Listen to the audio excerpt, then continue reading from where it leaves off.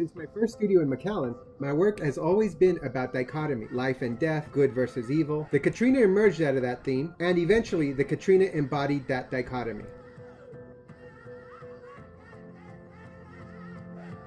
And then I started my school.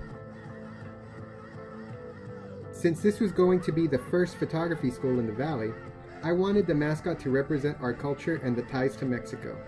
It was a no-brainer. The Catrina embodied it all. She started out as a project and eventually became a rite of passage for my advanced students. And the students loved it.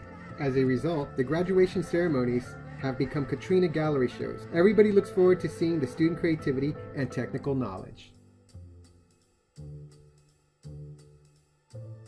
From the beginnings of exploring the Catrina in my personal work, she has become more than a school identity. The Catrina is now a part of the student experience. I am very proud of each of my students and their projects, and that's what makes this time of year special to me, my students, and alumni. Due to COVID, we may not be able to shoot safely in an enclosed space, but this time of year we can take a moment and know that the school is not dead, we are just safely outside and online. Stay safe, everyone.